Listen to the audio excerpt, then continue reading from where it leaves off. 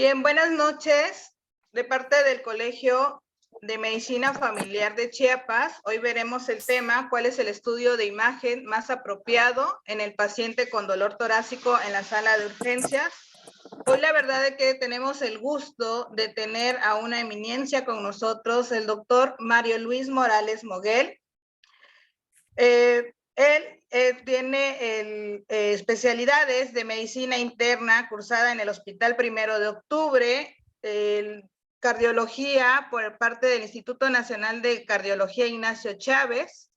Tiene sus especialidades de cardiología nuclear, cuidados intensivos coronarios en la Clínica de Londres, México. Tiene postdoctorado en resonancia magnética cardiovascular, angiotomografía cardiovascular, titular de la especialidad y bueno, realmente para los que nos lo conocen, también ha publicado artículos y es un doctor que nos está dando la pauta ahorita de tener la plática en base a cardiología, comentando con el doctor durante la plática. Quien tenga alguna duda, si quiere levantar la mano y le daremos acceso en el micrófono.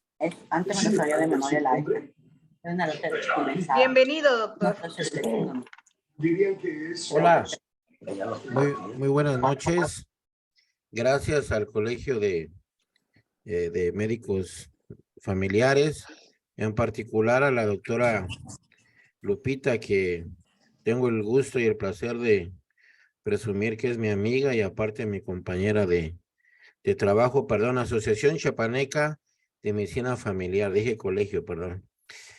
Y que bueno, ella me invitó, sabe que me gusta mucho la parte académica, ojalá no sea la primera vez que me inviten.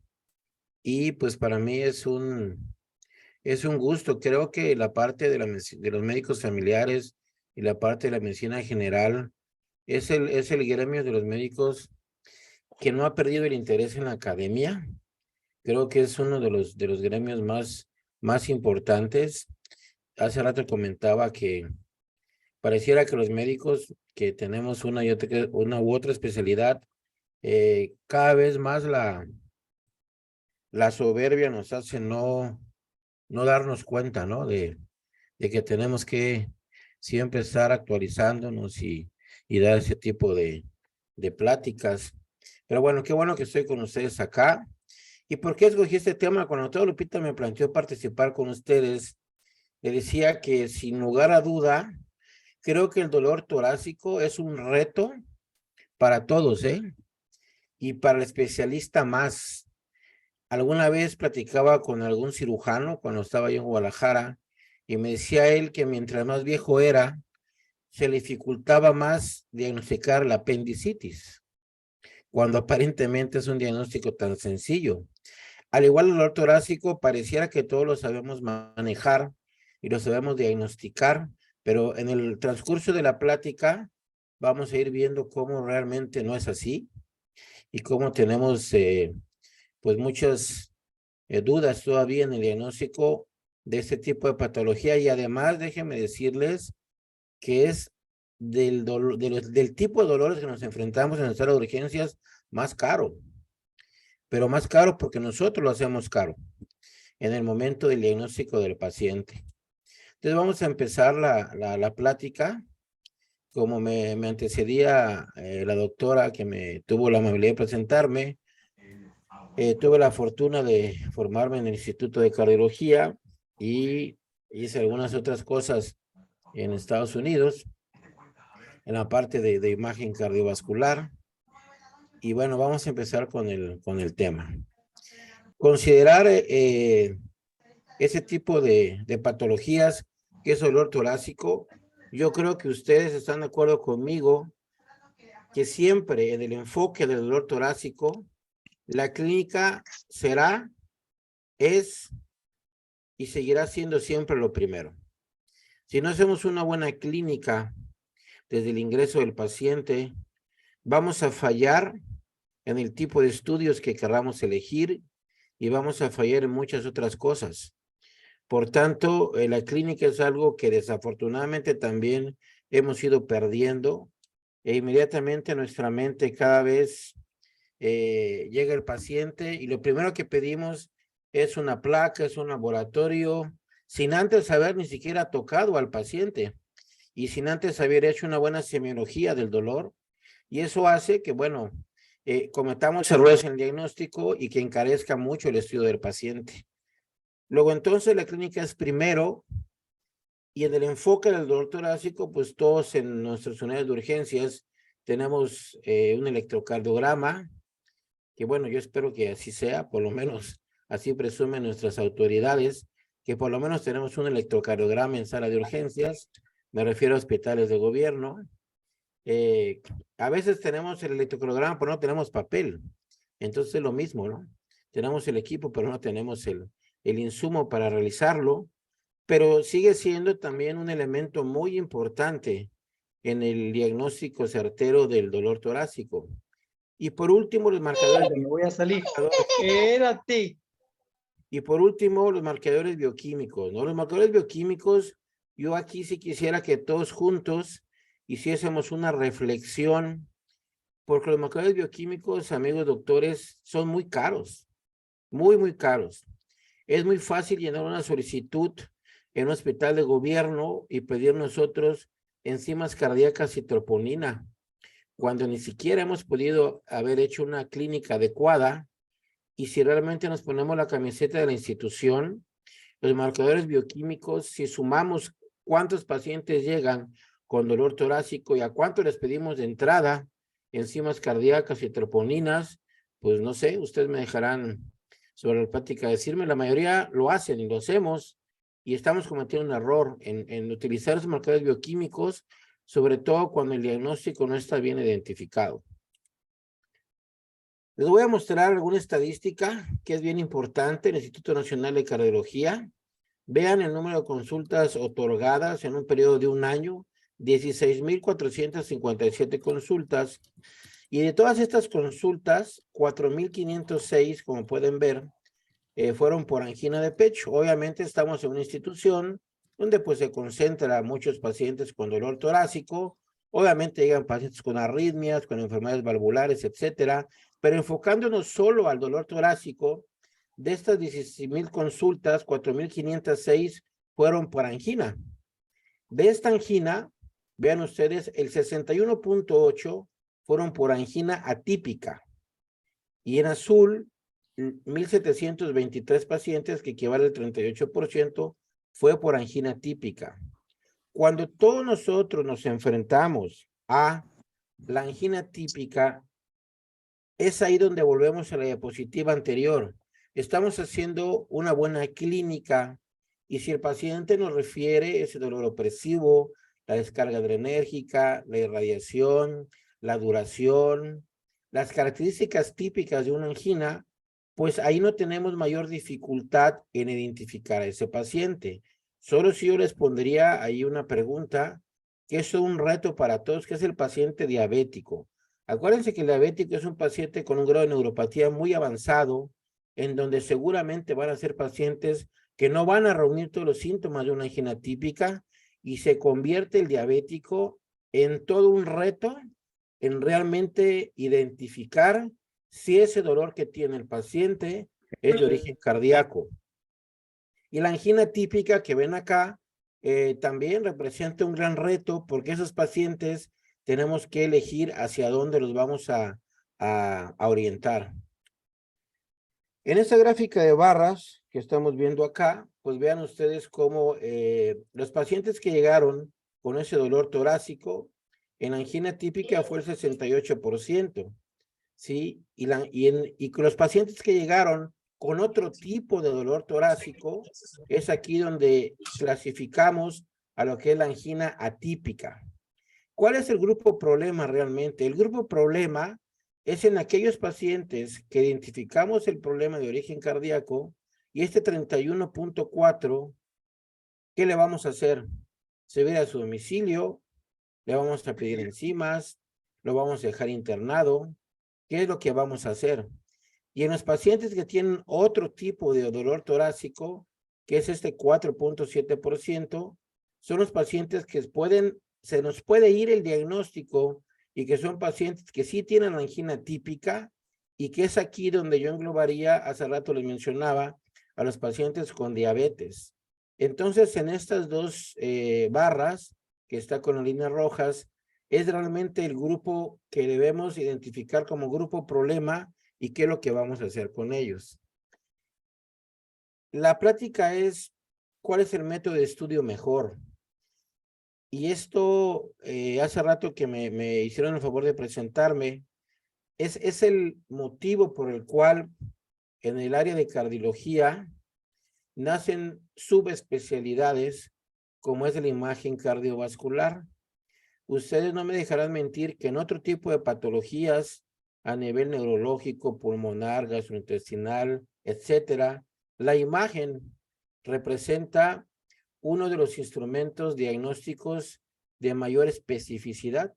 En otros países, antes de que nos toquen, antes de que nos exploren, lo primero que haces al llegar a un servicio de urgencias, pues es meterle un tomógrafo, un resonador y un ultrasonido, y primero lo meten, lo rastrean y después te interrogan, y el diagnóstico lo tienen por imagen, antes de ver al paciente. ¿Eso es correcto? Híjole, si ustedes me preguntan, pues yo le diría que quizá no. Nuestra medicina en México es más clínica, es más de palpar, de escuchar, de tocar al paciente. Pero la medicina en otros países es con una tecnología muy diferente. Desde luego que si nosotros podemos, como médicos mexicanos, podemos combinar ambas cosas y sabemos poner a prioridad en ese estudio clínico, en el interrogatorio, en la exploración, y en qué método elegir, pues resulta obviamente con mucha precisión en el diagnóstico. Los síndromes coronarios agudos son en urgencias una condición de baja prevalencia. 7% de los pacientes ingresados al hospital con dolor precordial, como dice acá, tienen síndrome coronario agudo. Fíjense, 7% de los pacientes ingresados por dolor precordial tienen síndrome. Es un 7%, es muy bajo el porcentaje. Los síndromes coronarios agudos tienen una alta morbimortalidad. La primera causa de muerte en nuestro país es el infarto agudo del miocardio. Previo al COVID, cuando el COVID ahora se instaló, obviamente el COVID representaba la primera causa de mortalidad. Pero los pacientes con diabetes, si ustedes realmente checan ese reporte, está mal. Los pacientes de diabetes no mueren por complicaciones de estados agudos de diabetes, mueren de infarto agudo del miocardio. Entonces los síndromes coronarios agudos tienen una alta morbimortalidad y 8% de esos pacientes sí son ingresados y 25%, vean, 25% los dejamos ir a casa. Esos pacientes que estamos dejando ir a casa son pacientes que van a tener mayor morbimortalidad. ¿Y por qué lo estamos dejando ir a casa? Porque no estamos haciendo buena clínica. Si nos estamos en un lugar rural y no tenemos nada más que la clínica, pues son pacientes que obviamente, si no hacemos buena clínica, pues son pacientes que les va a ir muy mal, que se trata de una enfermedad coronaria. Los síndromes coronarios agudos generan errores en la práctica médica. 15% de los pacientes egresados, 15%, un porcentaje muy alto, tienen síndrome isquémico coronario agudo. Esta estadística, amigos doctores, la sacamos de hospitales institucionales de muy buen nivel. Imagínense cómo estaremos en los hospitales que tenemos aquí en nuestro estado. Si aquí donde tenemos todo, en estos hospitales, tenemos estas estadísticas, imagínense cómo estaremos acá, que seguro estoy que no hay ni las estadísticas de cuántos son ingresados, cuántos egresados y todo esto que estamos viendo. Los síndromes coronarios agudos, les decía al inicio de la plática, generan costos muy elevados. Vean en Estados Unidos de 10 a 12 billones de dólares anuales en relación a síndromes isquémicos coronarios agudos. Principalmente, vuelvo a repetir, porque a veces pedimos marcadores cardíacos que no son necesarios, pedimos algún otro tipo de estudios que no son necesarios y que no van a identificar realmente cuál es la causa del paciente. Vean otro, les decía al inicio de la plática, la clínica es primero. 75% de pacientes con sospecha de síndrome coronario agudo son evaluados sin dolor. Importantísimo dato, porque el dolor es algo que nos da la pauta para identificar si ese paciente puede llegar a tener un dolor de origen cardíaco o no.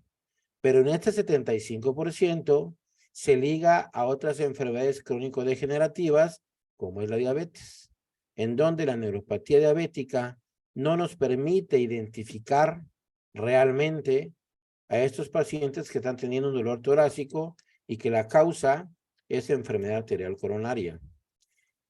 Decíamos al inicio que el electrocardiograma es segundo, ¿no? Creo que a algunos de ustedes, a algunos les ha de gustar más el electro, a otros les ha de gustar menos.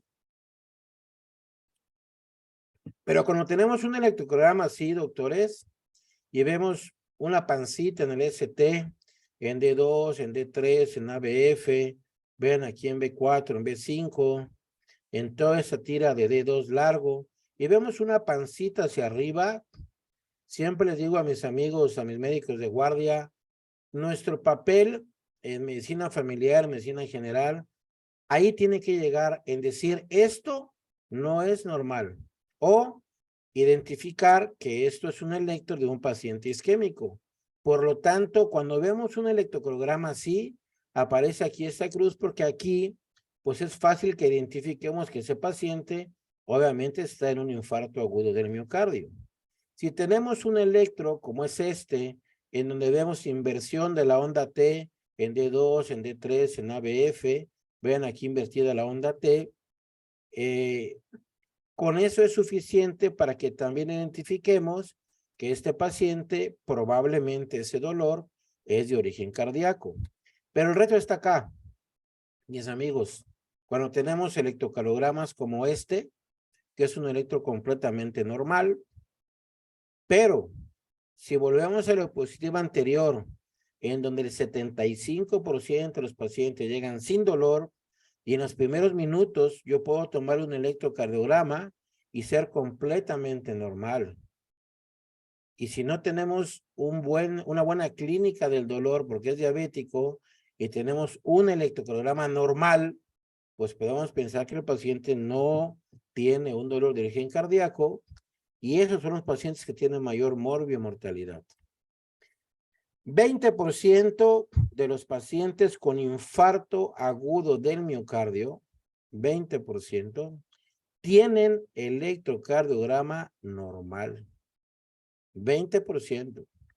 Un electrocardiograma normal no descarta la presencia que el dolor torácico sea de origen cardíaco. Y 40% de los pacientes con síndrome isquémico coronario agudo, llámese angina inestable, tienen también electrocardiograma normal. Los porcentajes son muy altos, ¿eh? Y con un electro normal se nos puede ir el diagnóstico. Por ello vuelvo a repetir, y perdón que sea tan repetitivo en eso, la clínica es primero. Y a veces lo que nos falta es tiempo para hacer una buena clínica y se nos va el diagnóstico. Sobre todo en consultas en instituciones de gobierno, donde a veces son consultas pues contrarreloj por la cantidad de pacientes que tenemos. ¿Cuáles son los nuevos métodos diagnósticos, mis amigos doctores? Pues vean ustedes la evolución en años de cómo han ido surgiendo los estudios, ¿verdad? Desde el desde la placa de tórax, desde el ecocardiograma, los estudios de cardiología nuclear, de perfusión miocárdica, los estudios de PET, los estudios de tomografía cardíaca y los estudios de resonancia magnética. Si ustedes me preguntan y aterrizamos un poco, ¿cuál de estos tenemos en Chiapas? Todos estos métodos de estudio los tenemos hoy en Chiapas y los podemos pedir. Pero estamos teniendo, en mi opinión, y hablo de cardiólogos, estamos teniendo un abuso en cuáles son los estudios que debemos de pedir y qué es lo que queremos realmente saber. Si el paciente tiene isquemia, si el paciente tiene obstrucción coronaria, que son cosas totalmente diferentes. Yo puedo tener una obstrucción en la arteria del 70%, puedo tener un gran riesgo de infarto y un electrocardiograma normal. Si ese paciente yo le pido una angiotomografía, me va a decir, sí, tu arteria está tapada en un 70%, pero la angiotomografía, doctores, solo te da información anatómica. Te dice está tapado el 70%, pero no te da información funcional. Es decir, no nos dice el grado de isquemia, que son otra de las cosas que tenemos que saber para saber si ese paciente se va a un cateterismo cardíaco o le doy tratamiento médico y se va a su casa. La ecocardiografía, creo que todos en los hospitales es el instrumento de imagen que tal vez tengamos con más accesibilidad. Yo creo que en la mayoría de los hospitales hay un eco, sin lugar a dudas. Y el ecocardiograma representa un instrumento de utilidad. ¿Y en qué nos tenemos que basar? En el papel de la ecocardiografía, como dice acá en el dolor torácico agudo, ¿no? Evaluar la movilidad regional de todas las paredes del corazón, la evaluación de la perfusión, que es utilizando un tipo de materiales especiales para evaluar la perfusión miocárdica, y los cambios que puedan haber en el corazón durante la infusión de medicamentos que generen estrés en el músculo cardíaco, como es la dobutamina. Si un miocardio, si un músculo isquémico, lo ponemos a trabajar más y es un músculo dañado, obviamente la movilidad va a disminuir, pero ahí tenemos también que tener un poquillo de cuidado. No todo lo que no se mueve está muerto, ¿eh? El doctor Enrique Vallejo, que fue mi maestro en cardiología nuclear, alguna vez de una plática y presentaba una diapositiva donde en el mar iba un pececito y se encontró un coral. Y el pececito le dijo al coral, oye, ¿estás vivo? Y le dice el coral, sí, pues muévete, porque si no te mueves, van a decir que estás muerto. Así que muévete, muévete para que no digan que estés muerto, ¿no? Y la ecocardiografía de estrés, cuando butamina, es lo que evalúa. Músculo que no se mueve, es músculo que aparentemente tiene isquemia y no necesariamente es un músculo que no tengamos que rescatarlo. Claro que lo podemos rescatar, pero combinando otros métodos de imagen. Y la ecocardiografía también, pues, se da un valor pronóstico en el paciente, que es una pregunta que siempre el paciente nos va a hacer. Después que diagnostiquemos un dolor torácico que sea de origen cardíaco, te va a decir, doctor, y con todo el eco, ¿qué posibilidad tengo de infartarme? Y se la tenemos que contestar. Y no es una pregunta al aire. Tenemos que decir, señor, con este ecocardiograma que le acabo de hacer, con perfusión, con estrés, la posibilidad que usted tenga un evento coronario agudo es del 20, 40, 50, 80, 90. Para eso existen los estudios. Para eso es la imagen. Para poder dar un valor pronóstico, como dice acá, y un valor predictivo de acuerdo a la enfermedad del paciente. ¿Cuál es el problema de la ecocardiografía, mis amigos? Que hay la variable interobservador es muy alta, es del 20%. Acuérdense que son estudios operadores dependientes. Depende mucho de quién haga el eco para la información que nos dé. Depende mucho de la experiencia de quién haga el eco para la información que nos otorguen. Entonces la variable interobservador es muy alta. Y el índice de concordancia es apenas superior al 0.5. Si yo agarro a 5 ecocardiografistas y les digo, oye, ¿se mueve o no se mueve? Y de los 5, uno me dice sí, el otro me dice no, y el otro sí se mueve, y el otro me dice no se mueve. ¿Qué hago? Ante esa concordancia que no, entre uno y otro, pues no es algo que realmente me dé una información precisa. Por eso viene el advenimiento de la imagen cardiovascular, en donde podemos combinar otros métodos que tengan menos variable interobservador y que el índice de concordancia sea mucho mejor para poder otorgar un mejor diagnóstico. Si alguien tiene una pregunta, como acordamos al inicio, se usan al final o sobre la plática, ¿eh? De tal forma que tenemos dos caminos, amigos doctores, en los síndromes coronarios agudos. Hacer una evaluación no invasiva de la cardiopatía isquémica y hacer una evaluación no invasiva de la enfermedad arterial coronaria. Vuelvo a repetir.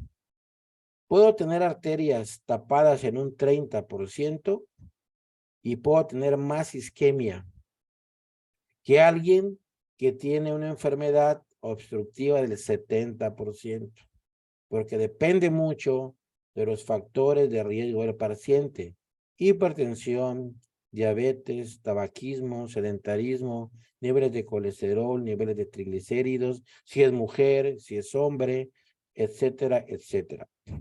Entonces, esos son los caminos que debemos que seguir para evaluar a los pacientes. El doctor Charles Higgins fue mi tutor allá en Estados Unidos y es ahí donde realmente pude experimentar y ver cómo ellos manejan el diagnóstico y la terapia en pacientes con dolor torácico en sala de urgencias, ¿no? Por ejemplo, si ustedes comparan, y ahorita vamos a entrar un poquito más a fondo en las que siguen, SPEC significa tomografía computada por emisión de fotón único. Son siglas en inglés.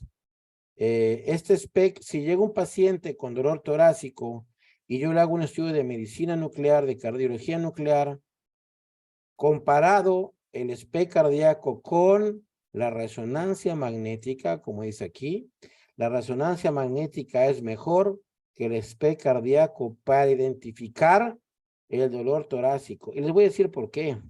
¿Cuál es la diferencia entre la tomografía y la resonancia magnética para el estudio de enfermedades del corazón, de las arterias precisamente? Que en la resonancia magnética podemos ver la microvasculatura. Hay pacientes, doctores, que pueden tener dolor torácico, y que tienen afectados vasitos pequeños, ¿sale? Y hay pacientes que pueden tener una obstrucción de arterias de mayor calibre y son pacientes que no pueden tener isquemia en los estudios que les hagamos.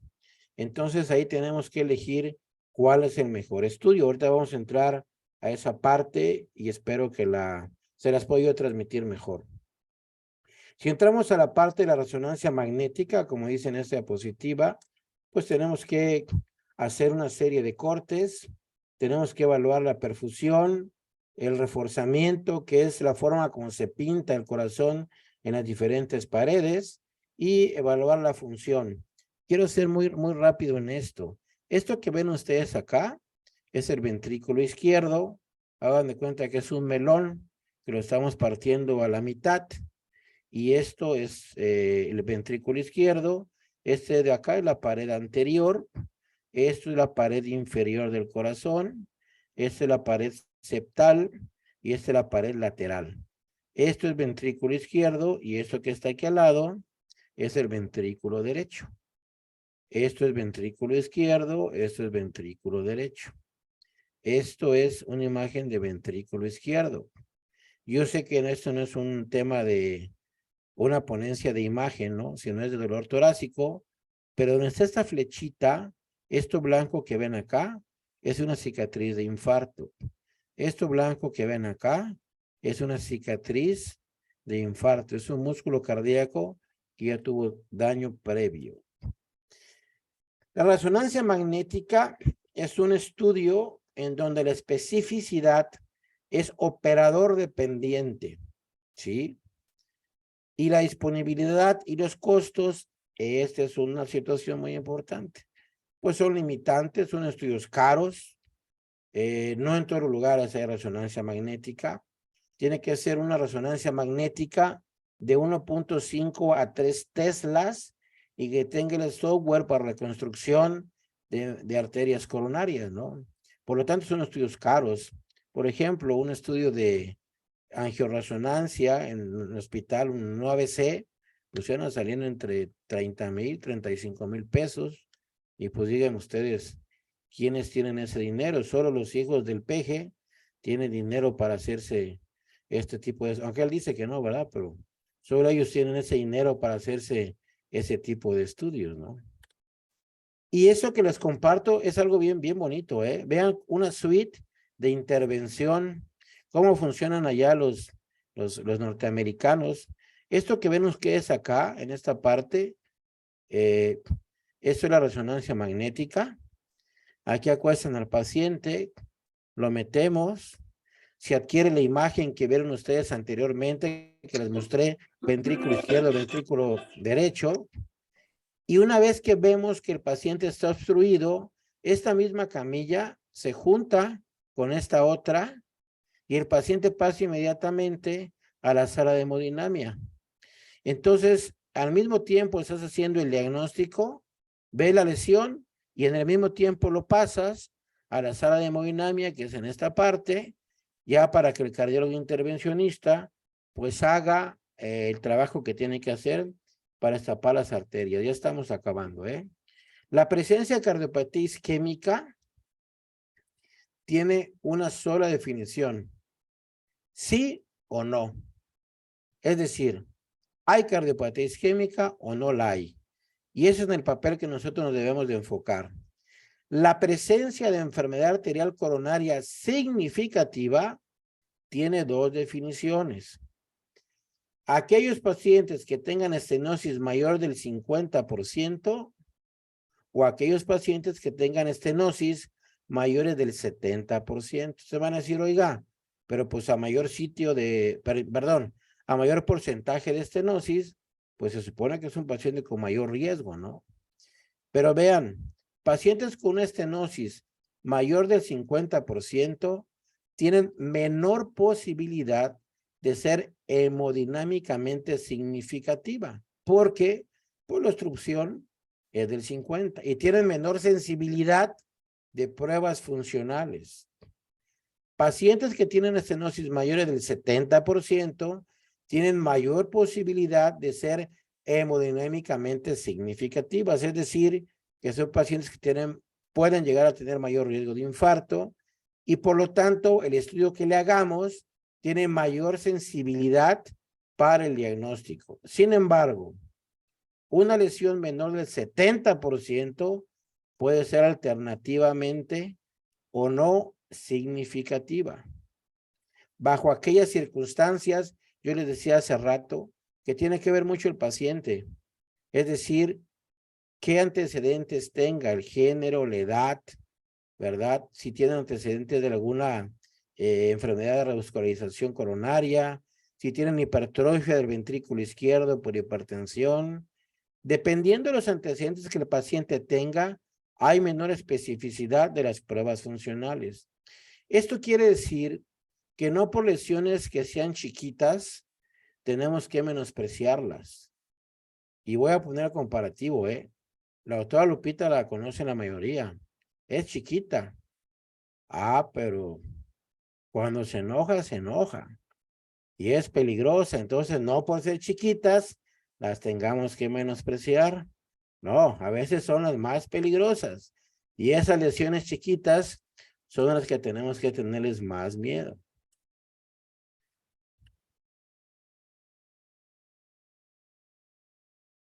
Si nos vamos a la parte de cardiología nuclear, como ven acá, todo esto que ven acá, amigos, son imágenes de cardiología nuclear.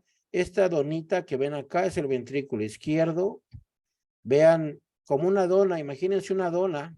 Y esta parte de aquí hay una mordida, acá hay una mordida, acá hay una mordidota, aquí hay una mordidota más grande. Este paciente tiene obviamente una parte del músculo del corazón dañada. Vemos otro estudio de medicina nuclear, en donde vean la dona completita, este paciente no tiene nada, aquí tiene una lesión, aquí se ve otra mordidota, aquí otra mordidota. Son pacientes que tienen lesiones en las arterias del corazón. Mover un poquillo más rápido. para explicarles esta parte. Perdón. En los estudios de cardiología nuclear, dependiendo qué usemos, si utilizamos talio o tecnecio, que son dos radiotrazadores, si utilizamos talio, podemos obtener la precisión en imágenes que sean anormales en un 100%, es decir, de 100 pacientes, pues a 100 voy a identificar que realmente son pacientes que tienen infarto agudo del miocardio, ¿sí? Y vamos a tener imágenes anormales en 58% de los pacientes con angina. Y es muy importante este porcentaje, porque si lo logro identificar cuando tienen angina, pues les puedo ofrecer un tratamiento intervencionista para que no lleguen al infarto. Tiene, con el tecnecio, que es el otro radiotrazador, 96% de exactitud en el diagnóstico para un infarto agudo del miocardio.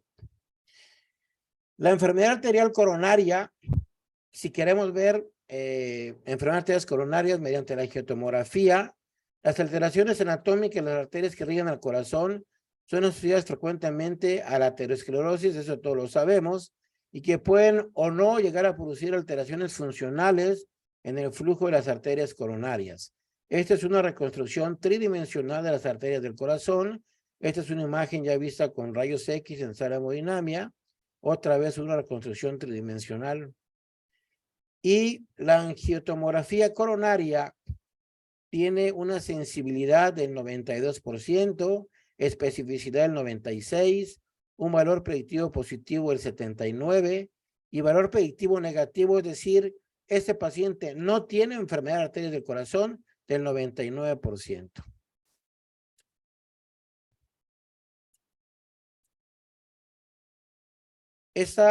Si nos vamos a este método diagnóstico y vemos este algoritmo de los pacientes que llegan con dolor torácico, aquí podemos ir viendo cómo al final los pacientes que tienen moderada estenosis de las arterias, es decir, del 50 al 70%, son pacientes que requieren una evaluación funcional. Es decir, pacientes normales, pues son pacientes que obviamente tienen un bajo riesgo. Pacientes con severa estenosis son pacientes que se van a sala de hemodinamia. El reto está acá, en aquellos que tienen estenosis moderada. ¿Qué les hago? Les mando otro estudio, les doy tratamiento médico, los hospitalizo. ¿Qué les hago? Y la respuesta está aquí.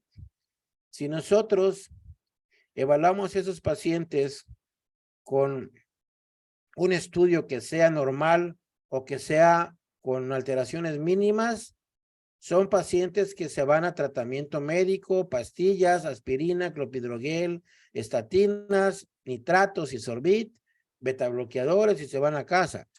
Pero si tenemos pacientes con alteraciones severas, son pacientes que se van a un cateterismo cardíaco, a una angioplastía o una cirugía de revascularización. Y el tema está acá. En estos pacientes que le hacemos tomografía y que tienen una enfermedad intermedia, la angiotomografía, mis amigos, se queda corta. Tenemos que demostrar con otro método, como es el de cardiología nuclear, que realmente el paciente tiene lesiones. Si nosotros seguimos la fisiopatología de la enfermedad arterial del corazón en el enfoque del dolor torácico, finalmente, ¿qué genera el dolor torácico, mis amigos? Lo generan aquellas placas vulnerables, aquellas placas inestables. Estas son las que matan. Las placas estables nos da chance de vigilar al paciente, de darle tratamiento médico, etcétera. ¿Sí? Y todo esto que les pongo yo acá, que son las características, me van a decir, bueno, ¿y cómo lo voy a evaluar? Lo van a evaluar precisamente sabiendo elegir cuál es el estudio. Angiotomografía, resonancia magnética, estudios de cardiología nuclear, solo el electrocardiograma, solo la clínica, etcétera. Pero esto en particular, toda esta cascada que sabemos de la placa inestable, de la aterosclerosis, lo tenemos que estudiar hoy en día con estudios de imagen. Hace muchos años, pues eso no se podía saber. Tenían que meterlos directamente a quirófano, ponerles puentes, y ahí acababa. concluyo con 3 diapositivas. Si yo combino la tomografía cardíaca y combino los estudios y ambos métodos, tomografía con cardiología nuclear, que son estudios híbridos, entonces obtengo enfermedad de arterias del corazón, que son estas que ven acá, y también evalúo la funcionalidad del músculo cardíaco. Por tanto, son estudios que tienen información anatómica y también tienen información funcional. Si logro fusionar ambos métodos, y hoy en día existen equipos que hacen tomografía y te lo fusiona con imágenes de cardiología nuclear y obtienes una mejor información. Aquí vemos esto, que es la fusión, lo que yo les decía ahorita, es la fusión de un SPECT cardíaco, que es de cardiología nuclear, con estudios de tomografía cardíaca. Si yo logro fusionar ambas imágenes, tengo una alta sensibilidad y tengo un valor predictivo negativo y tengo una baja especificidad y un alto valor predictivo positivo y por lo tanto puedo identificar más las lesiones coronarias. Si logro juntar ambos métodos, en la cardiología nuclear con la tomografía, vean ustedes, obtengo 99% de posibilidad de identificar a esos pacientes con dolor torácico y que tengan afectación de las arterias del corazón. Esta es la última. ¿Qué hago? Ya con todo lo que hablamos. Bueno, tenemos factores a favor, mis amigos, y tenemos factores en contra de todos los métodos que acabamos de hablar. ¿Qué tengo a favor de la ecocardiografía? Su disponibilidad, que en muchos lugares la hay y la podemos usar para identificar si ese dolor torácico es por pericarditis, es por un derrame pericárdico, es por un infarto. ¿Qué tengo en contra de la ecocardiografía? Les decía al inicio, la variabilidad que hay para interpretar, porque depende de quién haga el estudio. ¿Qué tengo a favor en la resonancia magnética? La sensibilidad. Es decir, puedo identificar pacientes que tienen dolor torácico y que el origen es a nivel cardíaco. Y puedo identificar con la resonancia lesiones de pequeños vasos de la microvasculatura que no lo puedo hacer con otros métodos. ¿Qué es lo que tengo en contra en la resonancia magnética? La disponibilidad. No en todos los lugares existe, no todos la pueden pagar, no todos la pueden interpretar y tampoco los técnicos la saben adquirir. Los cardiólogos doctores nos metimos a la imagen ya después de haber hecho la especialidad en cardiología, pero eso no es lo habitual, ¿eh? La imagen cardiovascular, y espero que en las jornadas de San Lucas que existe este año vayan, los pioneros son los radiólogos. Ellos son los que se metieron a la imagen de corazón. Nosotros como cardiólogos clínicos, las universidades que hay en Europa y en Estados Unidos, quienes son los tutores son los radiólogos. Ellos nos han enseñado de imagen. Obviamente, al ser cardiólogo, pues se iba a tener un mejor criterio porque combinan muchas cosas, ¿no? La tomografía cardíaca, ¿qué tenemos a favor? El valor predictivo negativo, es decir, se hace la tomografía y le decimos, este paciente no tiene lesiones en arterias del corazón. Y decir no, pues ya tenemos mucho ganado, porque es un paciente que no se ve en una sala de cateterismo. Pero ¿qué tenemos en contra en la tomografía? Que no podemos ver la perfusión. Es el tendón de Aquiles de la angiotomografía. Podemos ver la anatomía de las arterias, pero no podemos ver la perfusión. Por eso en la diapositiva anterior les decía que los nuevos métodos de imagen, donde funcionan tomografía y funcionan cardiología nuclear, permite entonces mejorar la exactitud, porque valoras anatomía y valoras también la funcionalidad. Y por último, el SPECT cardíaco, que es el estudio de cardiología nuclear, tenemos a favor el valor pronóstico. Podemos identificar qué pacientes tienen una alta mortalidad y qué tenemos en contra del SPECT cardíaco, que no podemos ver con claridad la anatomía de las arterias del corazón. Pero repito, si unimos TAC y tomografía como lo existe hoy en día, resulta un método muy eficiente para identificar arterias y también daño a la musculatura del corazón. Esta es la última diapositiva. No sé si existe alguna pregunta o algo que quieren que comentemos, algo que no me haya explicado bien. Sí, doctor, tenemos preguntas en el chat. Del doctor Salas tiene 3 preguntas. La primera es, ¿se debe confiar en el reporte que da en automático el electrocardiograma? La siguiente es, si sigue vigente el uso de la aplicación de la neumotomía mona, morfina, oxígeno, nitroparche y oxígeno. Y la tercera es, si la atorvastatina se debe usar como profilaxis de por vida para pacientes con diabetes mellitus tipo 2 o pacientes con antecedentes de infarto agudo de miocardio. Bueno, la primera pregunta es, gracias a las farmacias del doctor Simi y algunos otros laboratorios, Salud Digna, pues tenemos más chamba los cardiólogos, porque se basan en el diagnóstico que da la máquina. Toman el electro y si el electro dice infarto, el médico lo refiere con el cardiólogo, lo cual está muy bien, ¿eh? Yo creo que esa es la mejor actitud del médico que está en ese tipo de consultorios. La electrocardiografía, a veces ni nosotros la atinamos. Entonces, es una actitud muy correcta mandarla. Respondiendo en específico, ¿nos debemos de confiar en lo que dice el aparatito? No, la pregunta es no. Lo mejor, y siempre lo considero así, si un colega mío, médico familiar o médico general, en un electro sabe diagnosticar qué es lesión, qué es isquemia y qué es necrosis, ya ganó muchísimo. Porque si saben que una lesión es pancita hacia arriba, ese paciente tiene que irse de urgencia a un hospital. Si el paciente tiene necrosis, ya se infartó hace mucho, no pasa nada, ¿no? Y es la forma de poder identificar y poder referir al paciente. La segunda pregunta, morfina, nitratos, el famoso MOPA o COMPA, como le quieran llamar, en la mnemotecnia de cómo lo podemos aprender, sí se sigue usando. La morfina es muy difícil de conseguirla. Aguas, porque son pacientes que se llegan infartados, llegan muchas veces con hipotensión, y el efecto hipotensor de la morfina es muy alto, y tenemos que tener mucho cuidado en utilizarla en pacientes hipotensos. Y la última pregunta es, ¿cuál era? La atorvastatina, doctor, si se debe Ah, usar como profilaxis de por vida sí. en pacientes con diabetes o antecedentes de infarto agudo de miocardio. Bueno, hay dos cosas ahí. Lo que dicen los estudios y lo que uno va aprendiendo con el tiempo, y lo que dicen los estudios es que sí, las estatinas hoy en día logran regular esa placa vulnerable. Lo que hace rato les comentaba, las estatinas logran controlar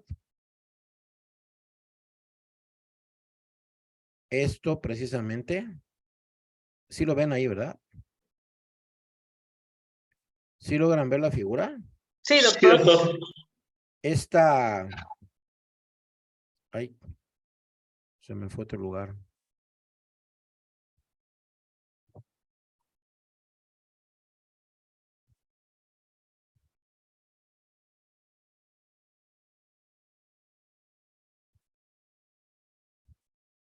Perdón, es que me salí. Ahí estamos, ¿verdad? Sí. Sí, sí, doctor, adelante.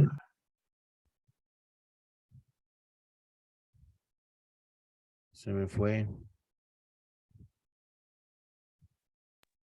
Bueno, ahorita Estamos viendo la diapositiva de la placa vulnerable, placa inestable, placa estable. es que aquí me sacó. Pero bueno, estamos respondiendo a lo de la estatina. Estamos en esta, ¿no?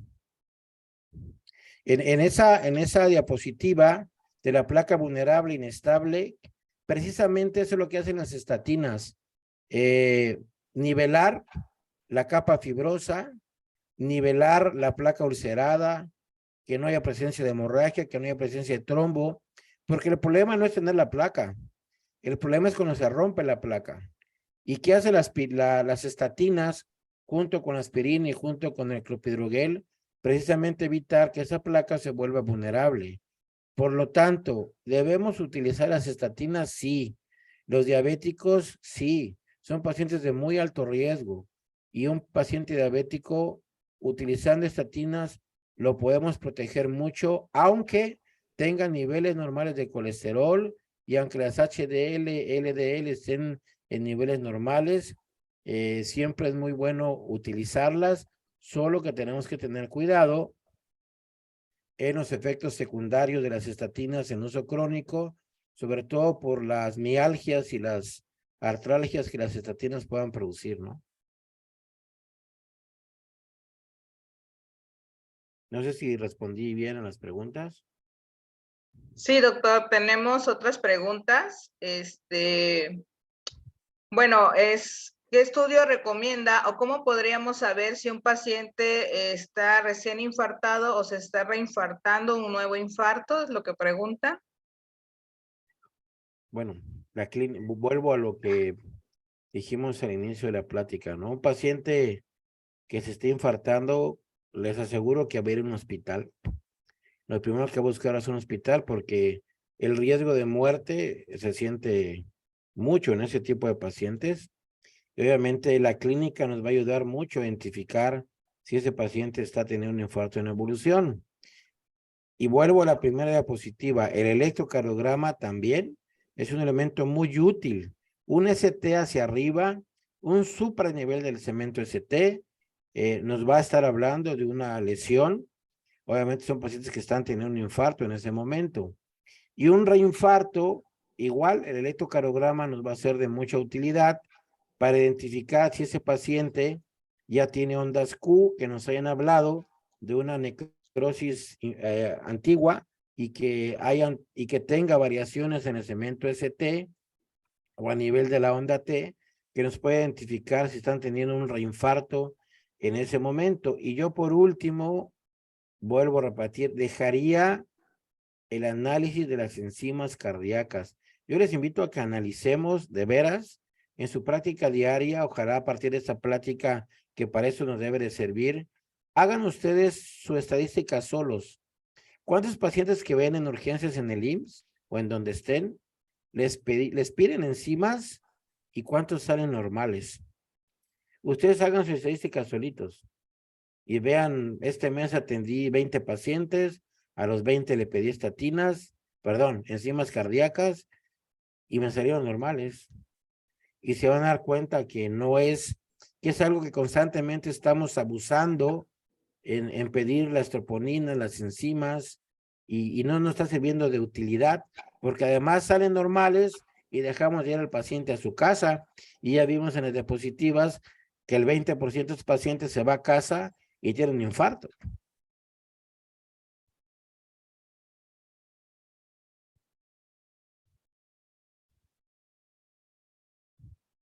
No sé si me escucharon. Sí, doctor.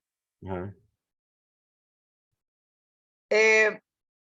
Tenemos preguntas igual del doctor Arturo. Dice, ¿qué sigue después de estos estudios? ¿Cuál es el futuro de los mismos? ¿Serán superados?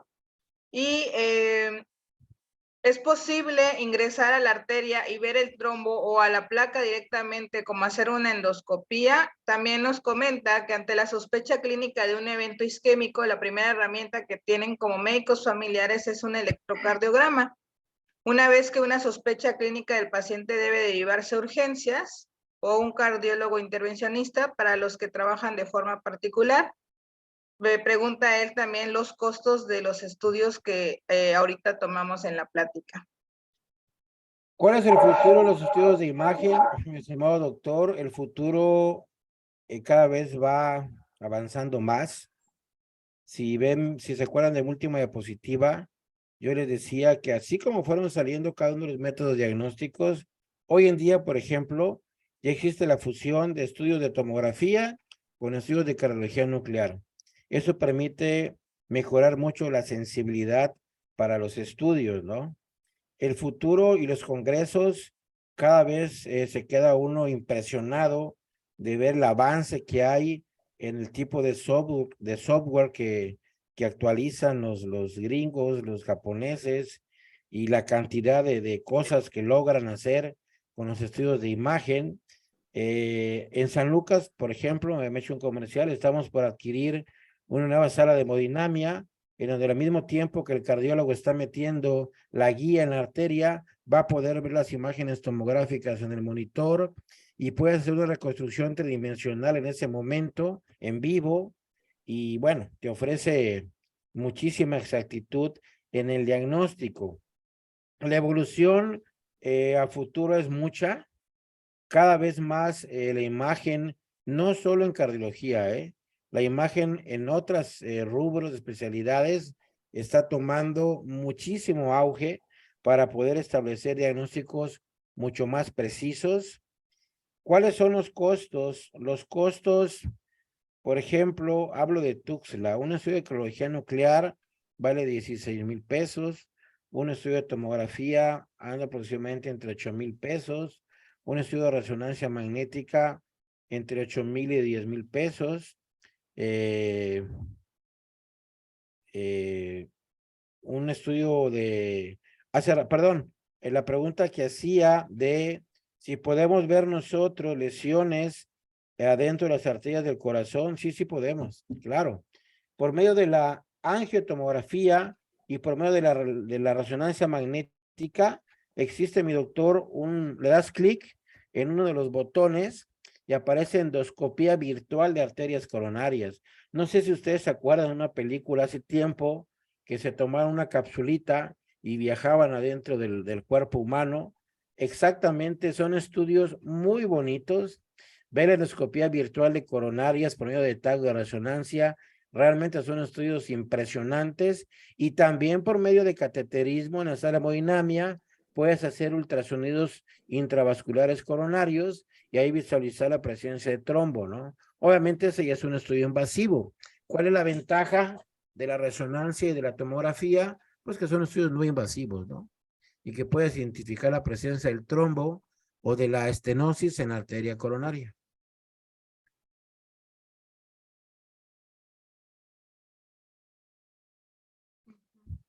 No sé si alguien tiene alguna otra pregunta. Parece ser que ya no, doctor. Parece ser que ya terminamos las preguntas. Fue una excelente ponencia. Nos ha despejado muchas dudas sobre el diagnóstico, los pronósticos, la predicción, lo que nos va a ayudar mucho en la atención de nuestros pacientes. Le agradecemos la Asociación Chiapaneca de Medicina Familiar, le agradece esta excelsa ponencia y le va a hacer llegar un reconocimiento, la constancia de esta ponencia. Nada más que no puedo subirla en este momento. Por favor, doctora Melchor, si me puede, o doctora Sala, si me pueden ayudar. Para subirla, intento Sí, pasar la imagen. No. Pero bueno, doctor Mario, pues muchas gracias. Ahí a su correo le estaré enviando la constancia, esperando contar con otra participación si usted nos brinda ese honor. Claro. Gracias a ustedes, gracias de veras por darme la oportunidad de haberles compartido esto. Y las veces que me inviten, con gusto participo con ustedes, con todísimo gusto. Pues muchas gracias a todos. Gracias por participar, por estar en esta sesión y también haciendo un anuncio. Los esperamos para el día 3 de diciembre en el taller que se va a brindar de oftalmología. Las especificaciones, pues ahí la tenemos en el chat de la asociación. Pues un gusto tenerlos, compartir con ustedes esta sesión. Muchas gracias y buenas noches a todos. Gracias, buenas noches a muchas todos. gracias.